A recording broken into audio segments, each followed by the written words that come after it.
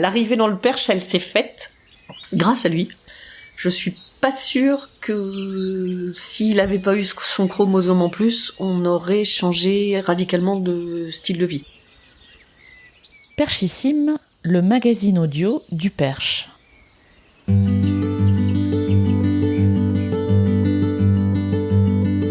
Perchissime vous invite à prendre le temps de rencontrer des habitants du Perche qui, pour ce qu'ils sont ou par ce qu'ils font, contribuent à façonner le caractère et la vie du territoire. Vous les entendrez raconter leur histoire avec le Perche, recommander les lieux qu'ils préfèrent et confier la façon dont ils font vivre la région.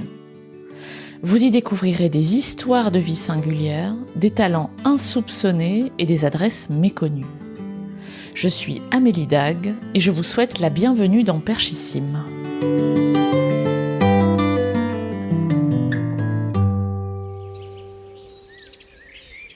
L'invitée de cet épisode est pour moi une figure emblématique de notre territoire. Elle porte bien des casquettes et c'est pour son rôle d'aidante que j'ai souhaité la faire témoigner dans Perchissime. À l'issue de la passionnante conversation que j'ai eue avec elle et dont vous allez entendre un extrait, je suis repartie de son domicile de Nogent-le-Rotrou en réalisant qu'à aucun moment elle n'avait révélé être elle-même aidante. Maman d'un enfant différent, ça, oui, mais pour aidante, je repasserai. Pourtant, depuis son arrivée dans le Perche il y a près de 25 ans, Pascaline Grangier ne fait qu'aider les autres. Dans l'association Trisomie 21 Eure-et-Loir qu'elle a dirigée, dans les conseils municipaux qu'elle a rejoints, ou à travers le service de conciergerie qu'elle a créé et baptisé « Le bonheur est dans le Perche ». Quand vous aurez entendu son histoire avec notre territoire, vous comprendrez que le choix du nom de son entreprise relève d'une conviction profonde. Cette terre qui porte ses racines familiales, elle la connaît très bien et elle l'aime sincèrement. C'est ici qu'elle a pu, au fil des années, tisser le maillage qui lui permet aujourd'hui de regarder sereinement son fils quitter le nid et vivre une forme d'indépendance, faisant mentir les malheureux présages reçus à sa naissance il y a 28 ans. Alors oui, je veux bien te raconter mon histoire avec le Perche, mais on va remonter très loin, puisque je suis originaire du Perche du côté de maman, qui était née à Auton-du-Perche. Je suis la petite fille de l'ancien boulanger d'Auton-du-Perche. Ça va situer certains, je pense. Oui, alors le Perche, là c'est le Perche Gouet. Hein. On n'est pas sur le beau Perche ornais, on est sur le Perche Gouet qui s'appelait auparavant le Perche Pouilleux. Auton-du-Perche, je pense à une époque, s'appelait même Auton-Lagueuse. Ah, oui, donc c'est agréable. C'est quand même. Mais voilà, ça c'est mon Perche à moi, okay. Dans lequel j'ai passé mon enfance, tous mes week-ends. Et puis les petites vacances, donc jusqu'à mes 15-16 ans, je venais en week-end chez mes grands-parents. Ensuite, mes parents se sont installés à Auton. Donc on était quand même bien réinstallés dans le Perche, dans lequel je suis revenue pour le coup en 99, suite à un gros coup de mou parisien où on parlait pas encore de burn-out à l'époque, mais je travaillais sur les Champs-Élysées dans une grosse boîte de com. On voit laquelle. Qui n'était pas à l'époque le 3e groupe mondial de communication, mais qui l'est devenu par la suite. Et puis surtout parce que j'ai eu la chance d'accueillir, on va dire maintenant, un enfant différent qui m'a fait voir la vie autrement. En 95, la naissance de Baptiste, porteur de trisomie 21, et plus du tout envie de travailler trop boulot dodo, c'était plus du tout l'envie. Très fatigué quand même parce que c'est sur le coup on encaisse, mais et puis par la suite c'est quand même tout un tas de choses qui se compliquent. C'est-à-dire il est né en 95, quand il a fallu le mettre à la crèche, ça s'est bien passé. en région parisienne. Sa place en crèche était déjà réservée avant sa naissance, donc il n'y avait pas de souci. En revanche, l'école, ça devenait un petit souci, parce qu'on était dans un quartier dit populaire, à Fontenay-sous-Bois, et l'école de la République vous dit aucun souci, il sera bien accueilli. En revanche, ils sont 35 et un tiers ne parle pas français. Bah écoutez, je préférais. Déjà, il marche pas, il parle pas. J'aimerais bien qu'il commence par sa langue maternelle. Et plus la fatigue, on a décidé de quitter la région parisienne, de s'installer là où on avait nos racines, puisque les grands-parents paternels sont à Phrasé.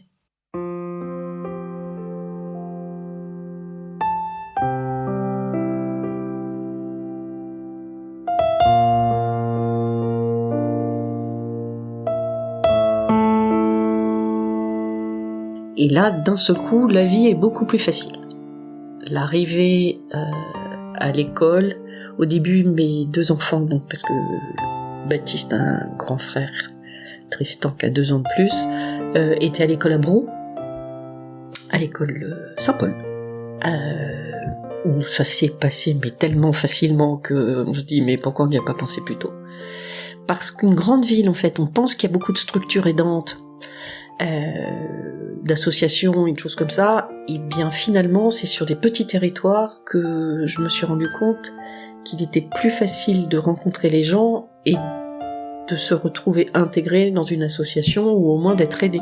En ville, je pense qu'il y a les structures bien établies, mais on nous a jamais proposé de rentrer dans une association, de rencontrer d'autres parents, des choses comme ça, alors qu'en arrivant dans le Perche ou enfin voilà,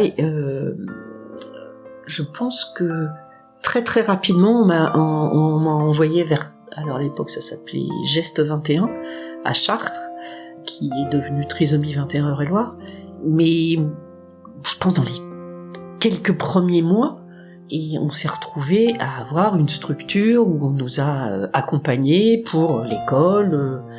Oui, l'école, il a eu assez facilement accès à tout ce qui était soins, donc orthophonie, psychomote, médecin qui était au courant et qui connaissait la pathologie, le handicap de la trisomie 21 et de tout ce que ça concerne en plus. Enfin, c'est devenu très facile. Et sur la région parisienne, et puis en plus, moi je travaillais, enfin, voilà, je pense qu'il y a tout un contexte qui fait que tu ne réalises pas que tu as besoin d'aide. Et là, dans ce contexte-là, on a été assez vite accompagnés, et ça a été assez rapidement soulageant, quoi. On était vraiment... et puis, assez rapidement, je me suis retrouvée présidente de Trisomie 21 Eure-et-Loir. Mais voilà, l'arrivée dans le Perche, elle s'est faite grâce à lui. Je suis pas sûre que s'il avait pas eu son chromosome en plus, on aurait changé radicalement de style de vie. Les choses auraient peut-être évolué, ou voilà. En tout cas, une histoire de carrière avec un enfant différent n'est plus un objectif en soi.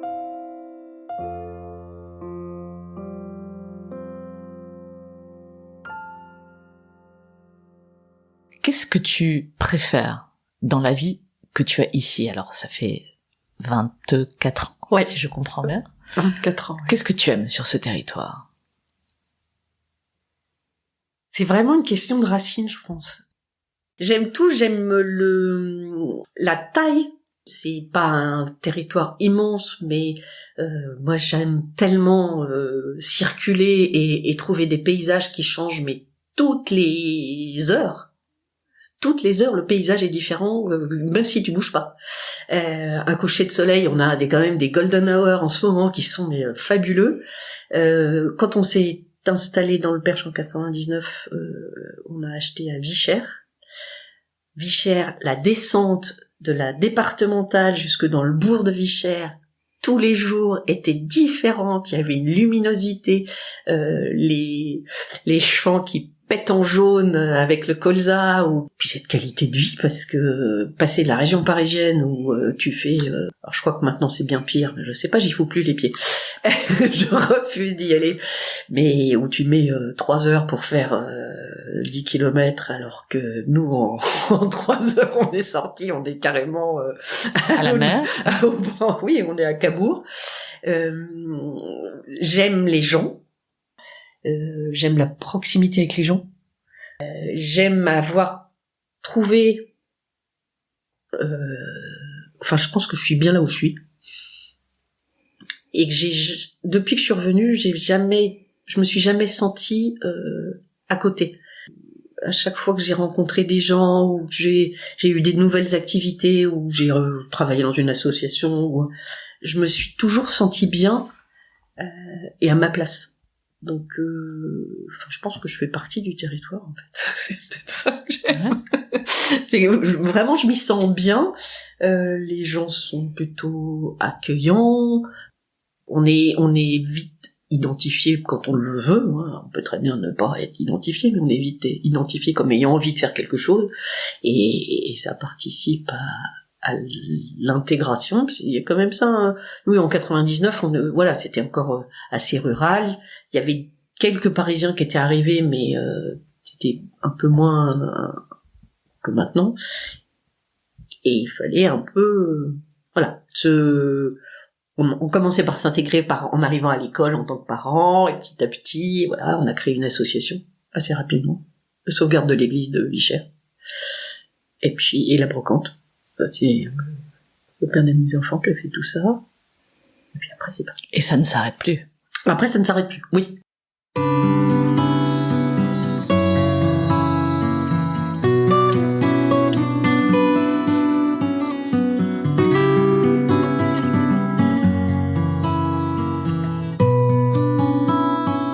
Qu'est-ce que tu gardes de tes années de présidente d'association Trisomie 21 ?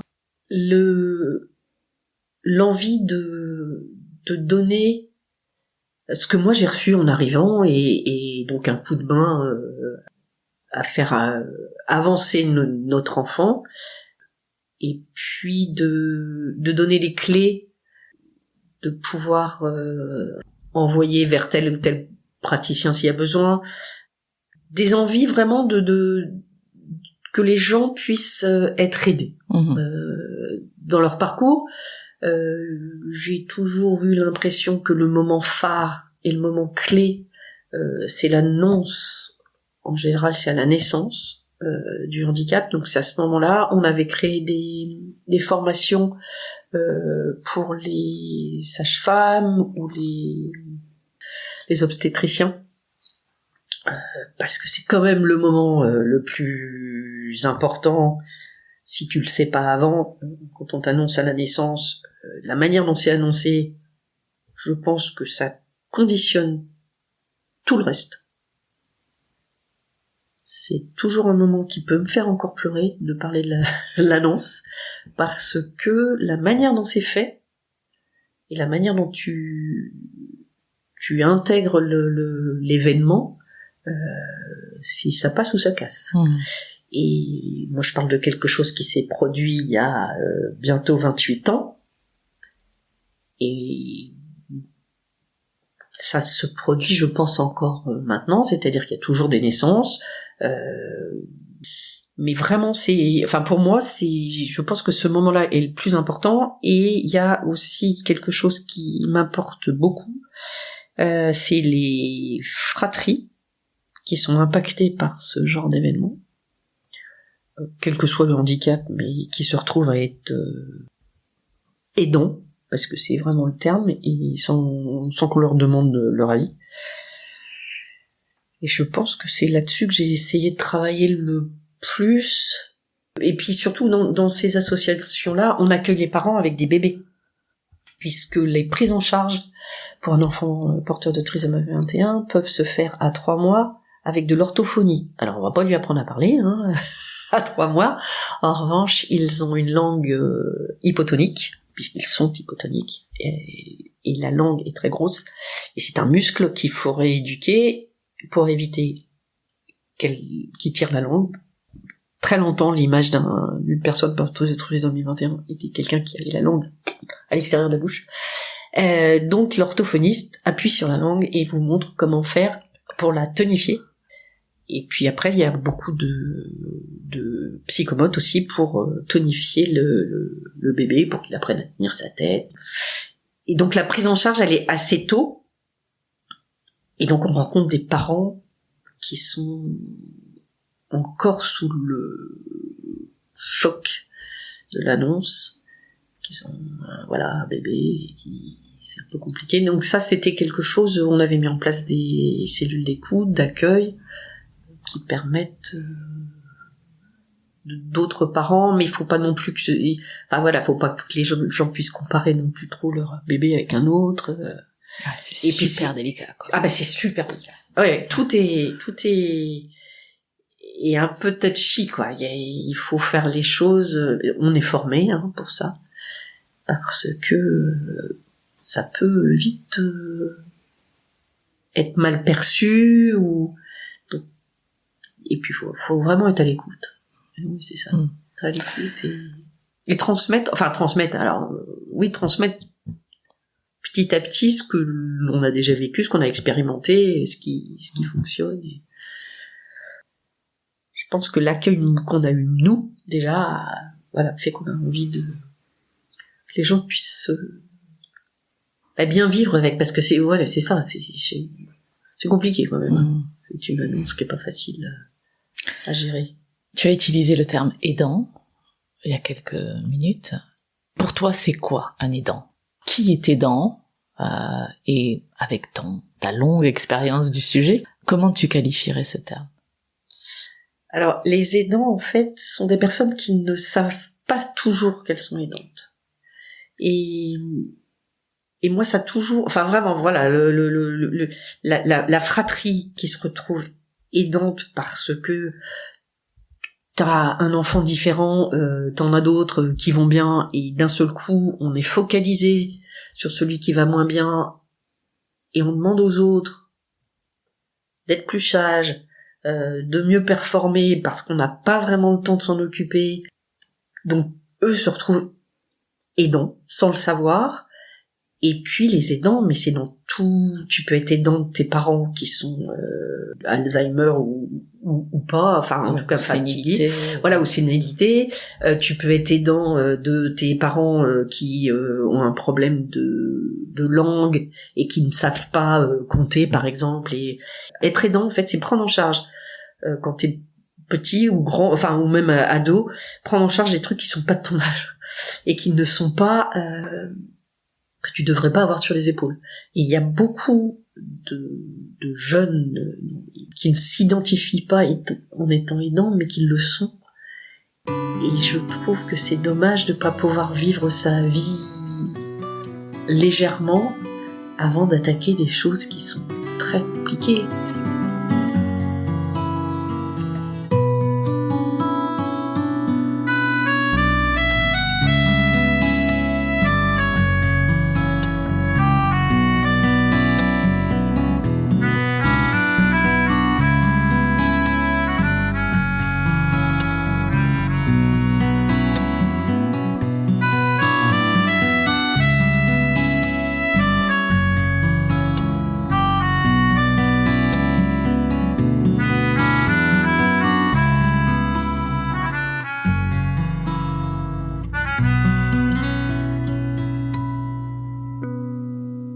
Je me suis rendu compte cet été, puisque Baptiste partait de la maison, qu'on était arrivé à la fin d'un très long cycle, puisqu'il travaille, il rentrait au foyer, que j'allais vivre ma vie toute seule. Ça m'était pas arrivé depuis 30 ans, de me préoccuper, même si je continue à me préoccuper un peu de lui, mais que de moi. Et je me suis rendu compte que ce que j'étais là, à l'heure actuelle, c'était grâce à lui. Que toute ma vie, effectivement, a été conditionnée par cet événement il y a 27 ans, mais qui a été une force, finalement, parce que je n'aurais jamais eu le courage de quitter 2 fois cette entreprise. Alors, qui était bien, parce que c'était rémunérateur, hein, et puis très intéressant. Enfin, j'aimais mon boulot au début, j'aimais beaucoup mon boulot. J'aurais jamais eu cette force-là. Venir m'installer dans ce perche que j'adore, c'est lui qui a été l'élément déclencheur. Intégrer des associations, je l'aurais peut-être pas fait, ou peut-être plus tard, mais pas dans le même contexte. Arriver dans une mairie, puis maintenant dans une autre, je pense que c'est très moteur, parce que il faut bien avancer et le faire avancer et faire avancer le reste de la famille.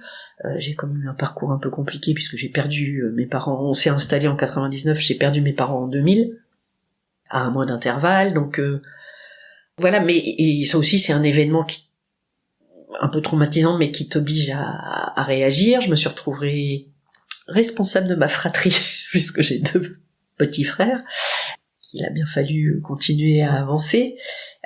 Tout ça fait que moi, je pense réellement que sans cet événement, et ce chromosome en plus, je serais pas là où je suis. Et je suis très contente d'y être. Et je suis assez contente d'être devenue la personne que je suis. Parce que je sais pas si en restant sur les Champs-Élysées, je serais pas devenue, je sais pas quoi. J'aurais peut-être une carrière plus gratifiante, mais en fait non. Je me suis un peu peut-être investi beaucoup aussi en raison de toutes ces trucs là, le deuil, les choses à faire. Donc j'étais un peu hyperactive sur pas mal de plans, puisque j'étais présidente d'association, mais j'étais aussi je bossais au golf, je bossais à Paris, j'étais à la mairie, mais il fallait avancer. Et puis tout ça au final a créé mon réseau, qui fait que là maintenant j'ai un réseau percheron, très local, historique, avec mes grands-parents, mes parents, plus celui que je me suis créé en étant active de partout. Et voilà. Mais je pense que ma construction, elle est aussi là. Je sais pas ce que je serais devenue sans ce chromosome en plus.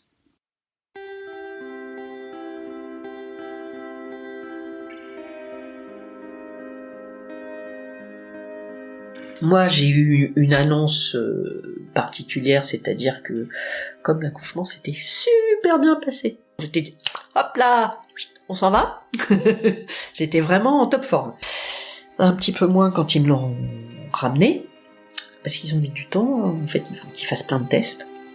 Et puis, le papa était parti, parce qu'il avait un deuxième garçon, il était ravi, il était 8h du matin, il était parti annoncer, et puis il était reparti travailler. Et quand ils m'ont ramené Baptiste, ils me l'ont ramené dans une couveuse, et parce qu'il avait la jaunisse, donc il était à côté de mon... Alors j'étais toujours en salle de travail, à côté du lit, là. Et puis là, ils étaient un peu nombreux, et il y a un monsieur en blouse blanche qui me dit il a la nuque épaisse, il a des petites mains, il a des membres inférieurs un peu courts, les yeux rapprochés, tout ça ensemble font suspecter une trisomie 21. Est-ce que vous voulez le prendre dans vos bras ? Et là, j'ai la moitié du cerveau qui disait non, et j'ai la bouche qui a dit oui. Donc ils me l'ont mis dans les bras, parce que je l'avais pas eu. Et une fois que je l'ai eu dans les bras, c'était mon bébé. Et puis surtout, moi je savais ce que c'était que la trisomie.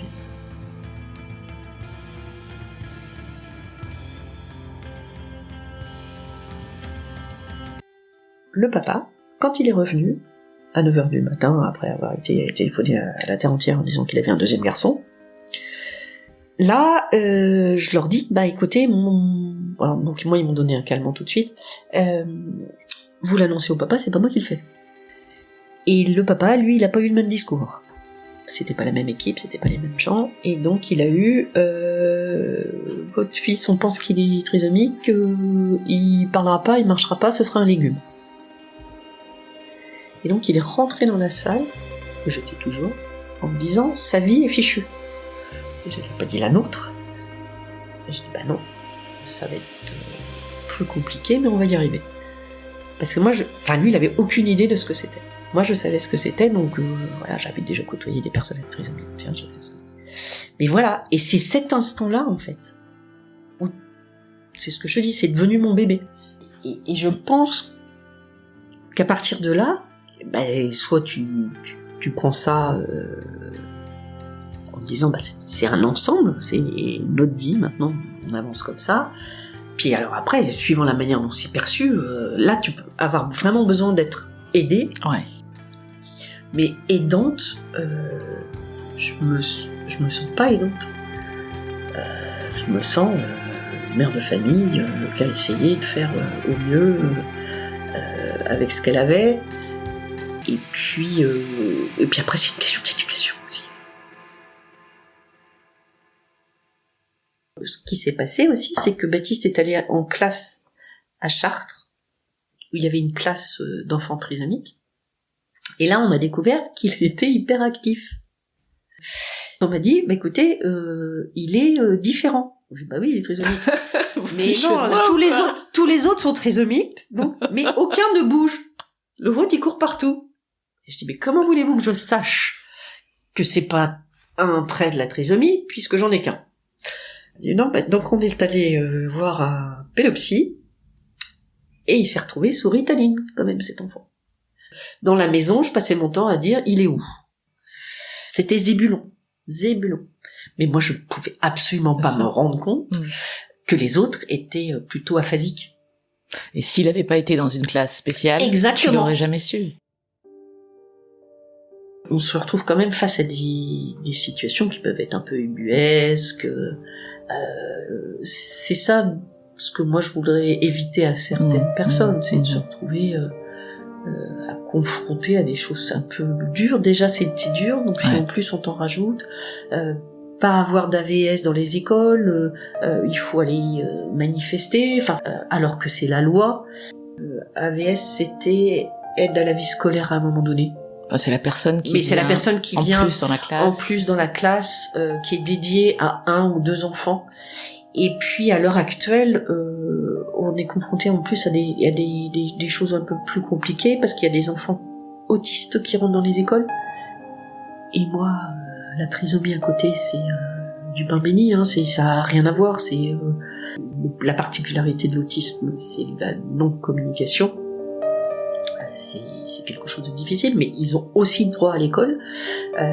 Donc, à l'heure actuelle, je pense que pour certaines personnes qui sont aidants, mais de leur choix dans les écoles, ça doit être plus difficile que l'époque où on essayait juste de mettre des enfants trisomiques à l'école.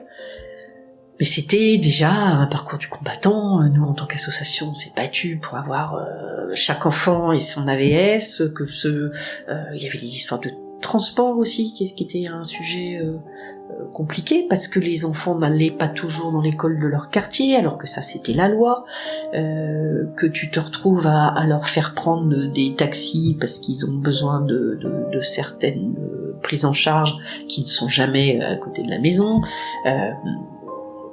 Voilà, nous, il est allé directement à Chartres où tout était sur place, même il a été un peu à l'école là-bas.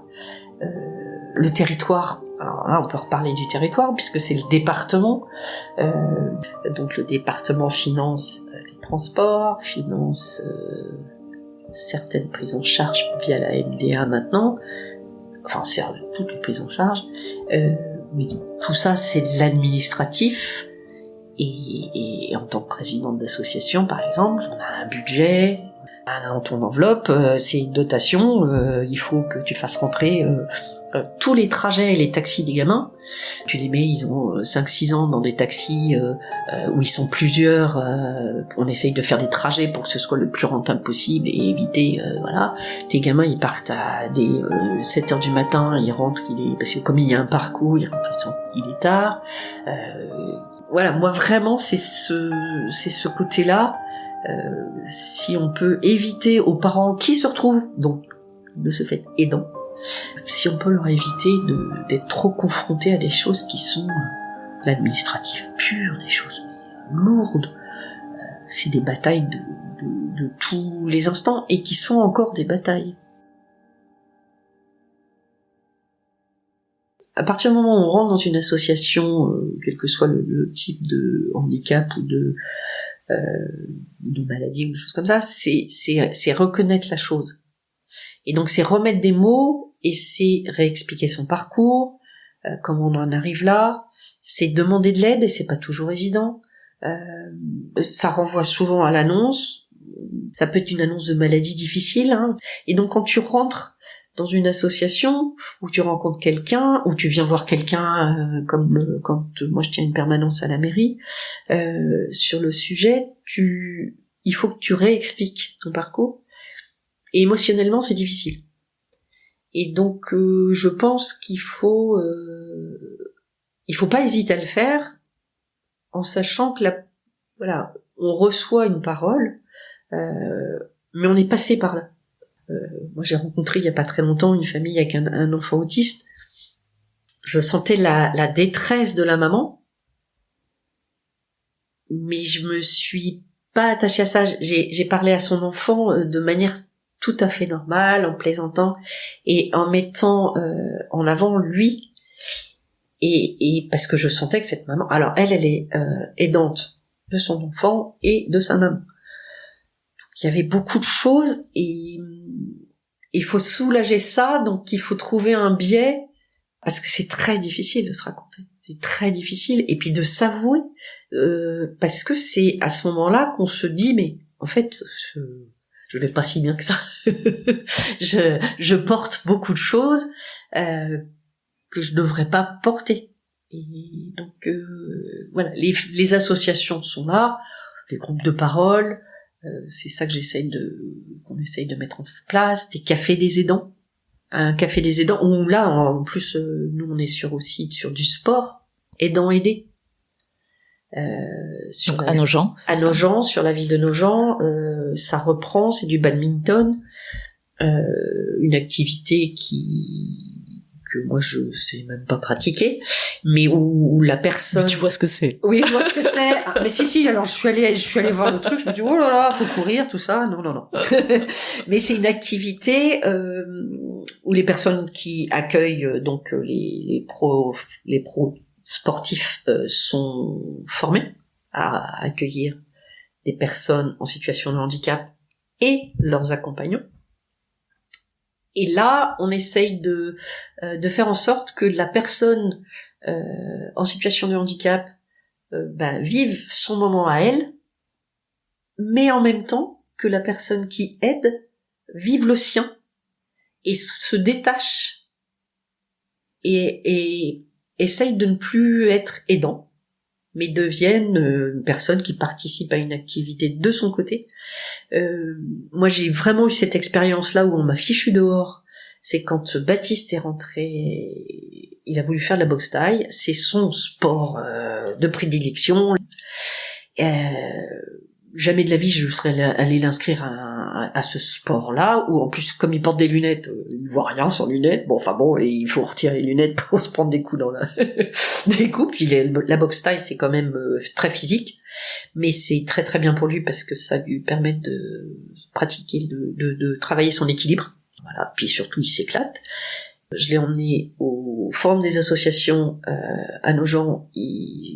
Et puis il s'est arrêté au stand de la boxe. Moi, je devais partir plus loin, donc je lui ai dit écoute, tu regardes, je reviens te chercher tout à l'heure. Je suis revenu, il avait les gants de boxe, il avait le casque, il a plus jamais voulu en sortir.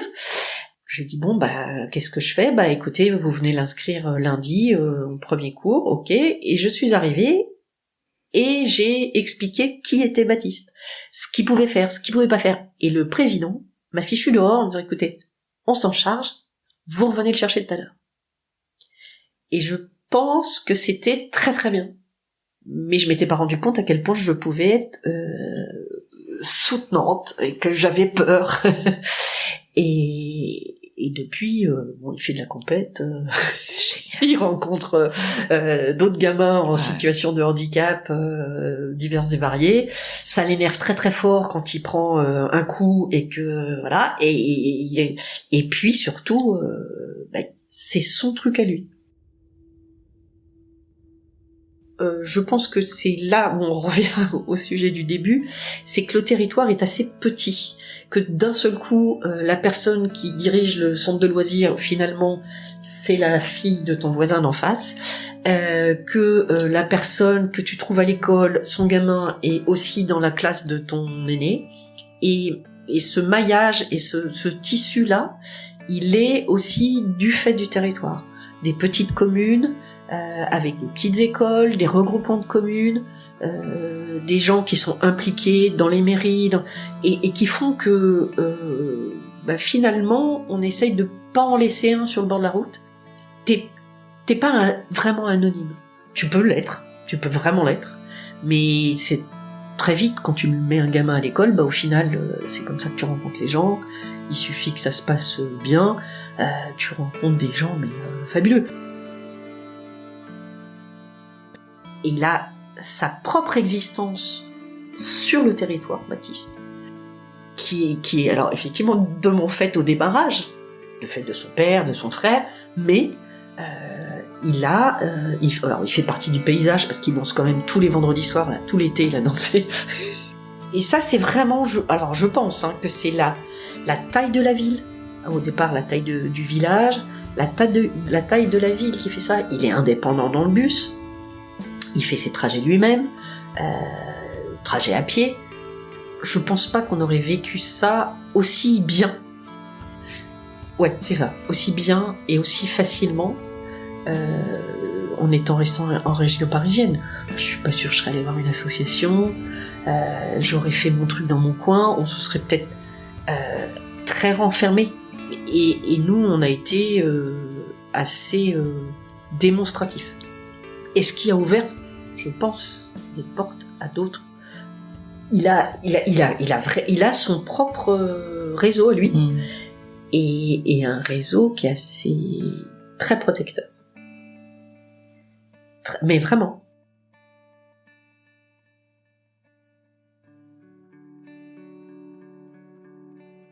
Baptiste, lui, son parcours quand même est fait de passages, et un très long passage dans le milieu ordinaire. Et donc lui, ça l'a fait grandir. Il a appris à prendre le train tout seul, après il a appris à prendre le bus tout seul, parce que c'est la philosophie de l'association qui veut ça, et nous c'est ce qu'on voulait pour lui. Ce qui a permis qu'il soit donc visible, et puis lui de se sentir à l'aise un peu partout, et ça l'a emmené dans le milieu du travail. Et comme il avait fait des stages en milieu ordinaire, lui quand il s'est retrouvé ce qui est le DAM maintenant, mais à l'époque c'était l'IM Pro, l'IM Pro, ils étaient plus depuis petit tous ensemble, avec une classe spécialisée aussi, mais ils étaient beaucoup entre eux. Donc des personnes avec une déficience intellectuelle. Mais lui, il est arrivé assez tard, parce qu'il était au moins 17 ans, puisque c'était après ses 16 ans au collège, et il avait déjà ce vécu-là. Et le DAM l'a emmené en stage à l'ESAT. Et puis l'année d'après, ils nous ont appelés, et il est rentré. Il se souvenait de tous les gestes. Ils font du conditionnement, donc ils comptent un certain nombre de vis, qu'ils mettent dans des sachets, ils les ferment. Alors il a une motricité fine, difficile, donc mais c'est super bien fait. Moi, je suis admirative de ce qu'ils leur font faire à l'ESAT. Et l'année d'après, il est rentré, et ça fait 7 ans qu'il bosse.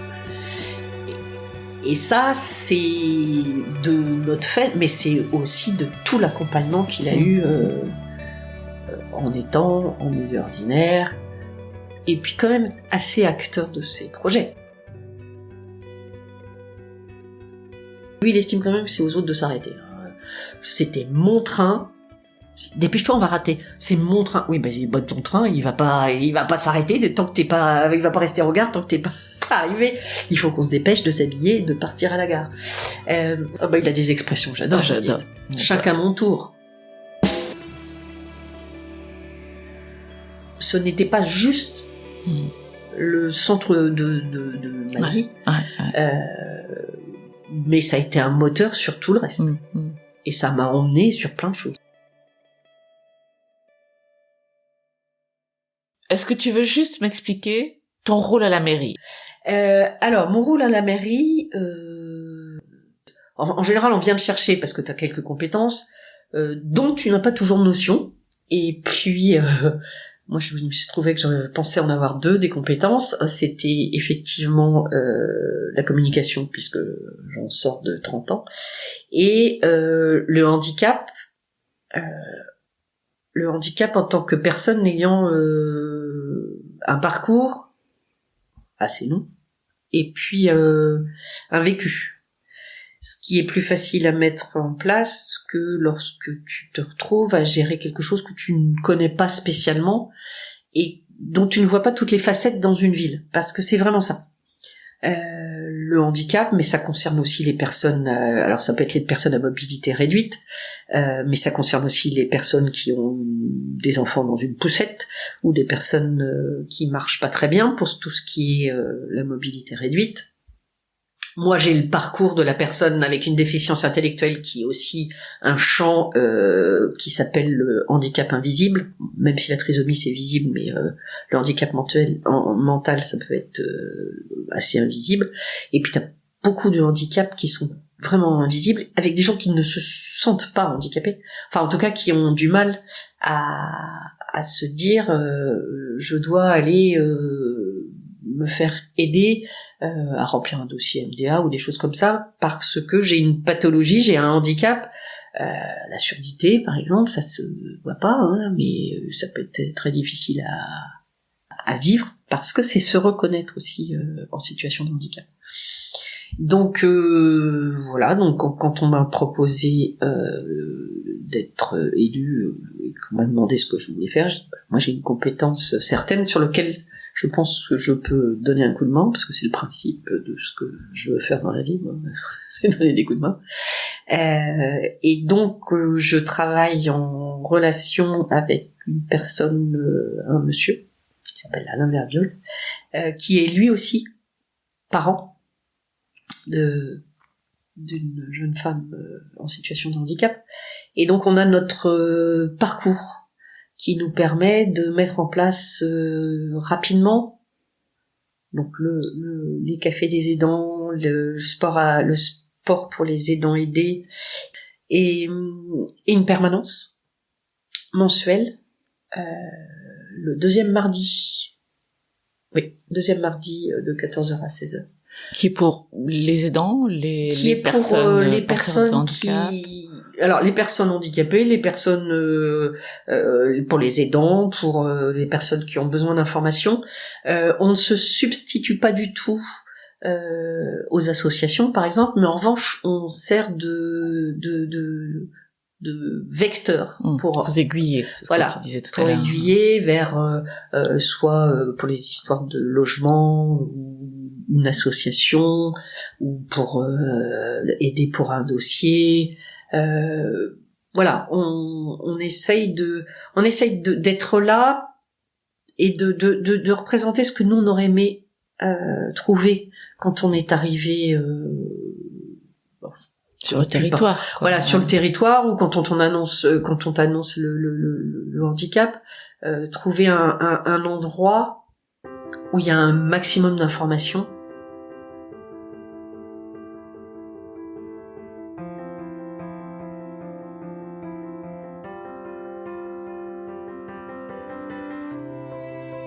Qu'est-ce que tu préfères dans ton rôle d'élu? Alors, c'est pas ton premier mandat, j'ai compris. C'est ton premier mandat à Nogent, mais tu t'es déjà élu à Vichères. Oui. Pendant quelques années, je crois. Vichères, j'ai dû faire 3 ans, parce qu'après je déménageais à Nogent, donc j'avais rendu mon tablier.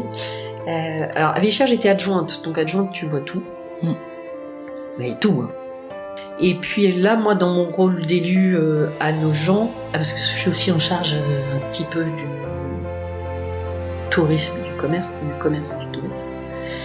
Mais sur le handicap, c'est vraiment... je pense que ce qui m'intéresse le plus, c'est le service. c'est aider au final, continuer à être aidante, on va dire. Que quelqu'un sorte de la permanence. Alors déjà que c'est quelqu'un vienne me voir, parce que c'est une démarche, comme je te disais, qui est assez difficile à faire, parce que c'est se reconnaître, soit aidant, soit handicapé, soit, enfin c'est voilà, c'est s'avouer quelque chose qui peut toujours être évident. Trouver une solution qui peut être très rapide ou plus sur du long terme. Et que cette solution-là, voilà, moi quand je viens une dame, quand je la croise, ça me donne des frissons parce que j'ai pas fait grand-chose, hein, j'ai donné un numéro de téléphone, hein. Mais ça a permis de solutionner quelque chose qui était très très très compliqué pour la personne. Et ça c'est, en fait c'est assez gratifiant tout de suite. Mais comme quand t'es dans une association et que parents ressortent en ayant un petit bout dans les bras et que c'est un peu moins difficile pour eux. C'est ça qui est intéressant. C'est alléger la vie des gens, quoi. C'est oui. Ça. C'est un peu ça, alléger la vie des aidants. Ouais.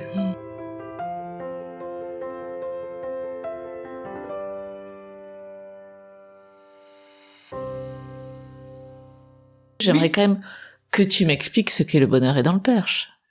Alors, le bonheur est dans le Perche. Ce qui est drôle, c'est que, eh bien, c'est la construction de tout ça. Le bonheur est dans le Perche, c'est donc c'est un service de conciergerie qui s'occupe des résidences secondaires en général mises en location par les propriétaires qui ne sont pas sur place et qui ont besoin de quelqu'un pour gérer la femme de ménage. La piscine, j'ai beaucoup travaillé sur les piscines cet été. Faciliter le séjour des gens qui ont besoin de trucs un peu particuliers, un chef à domicile, un cours de yoga, voilà. Mais ce service, il n'existe parce que je me suis rendu compte de tout mon réseau, dans toutes mes facettes de ma vie, hein, puisque ce soit en tant qu'élu, où je fais toujours en fait au final de la communication et de la mise en relation, et dans le handicap je fais encore ça, la mise en relation de mon réseau et de personnes qui ont besoin de quelque chose à un moment donné. Je partageais ma vie avec un artisan, tailleur de pierre, qui avait lui refait beaucoup de longères de Parisiens installés dans le Perche depuis 10-15 ans, qui étaient devenus des amis et par l'intermédiaire duquel je les ai rencontrés et qui m'ont posé des questions en me disant puisque tu vois un peu comment on est nous les Parisiens, puisque tu es sur les Champs-Élysées et tu as vraiment les pieds dans les champs, et non pas sur les Champs-Élysées, mais dans les champs, tu peux nous trouver, alors un artisan tailleur de pierre, ils en avaient déjà un, mais un plombier ou un prof de yoga, ou voilà. Et j'ai commencé à me dire qu'il y avait quelque chose à faire. Décembre 2019, je sors de ma formation et j'ai un ami qui quittait la région, qui quittait la France, qui m'a tendu les clés de sa maison en disant « Vas-y, on part vivre à Marrakech avec les enfants, avec femme et enfants. On revient au printemps, mais en attendant, on te laisse les clés de la maison. » Bon, je devais créer ma boîte en mars 2020, Covid, élu, en 2020, décès de mon compagnon, qui m'a un peu arrêté dans pas mal de choses, et puis le moment où tu te dis là t'es au fond de la piscine, va falloir remonter parce que t'as pas trop le choix, t'as toujours ton gamin handicapé, t'as donné ta dème pour un projet, et tu vas quand même le faire, et ça va faire 3 ans que j'ai un certain nombre de clients, des fidèles, j'en ai perdu aussi, mais voilà, les choses se font, tu rencontres des gens hyper intéressants, et je me retrouve encore à ma place, en fait. Et tu dois voir des lieux incroyables oui. aussi. Ah oui, ça c'est vrai. Mais tu dois avoir des choses que oui, le commun des mortels ne peut pas voir. Oui, des très beaux lieux. Alors je commence par rencontrer les gens.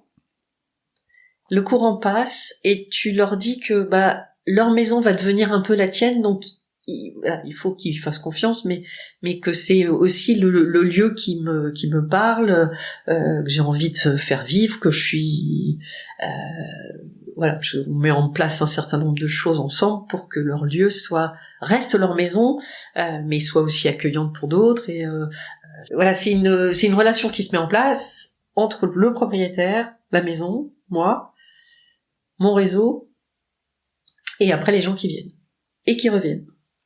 Des gens qui arrivent en me disant mais c'est vert. C'est vert, c'est préservé. Il y a un vrai moi il y a quand même des villages qui n'ont pratiquement pas bougé.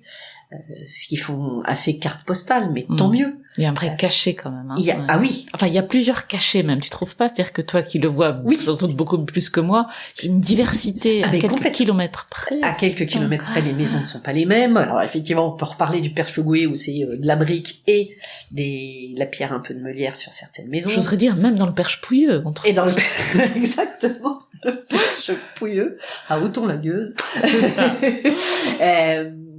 Dès que tu passes 3 kilomètres, que tu passes dans l'Orne, les maisons deviennent blanches, en pierre blanche, les longères sont plus les mêmes, les maisons sont plus les mêmes, les fermes, mais de toute façon c'est ça, historiquement c'est des questions d'agriculture.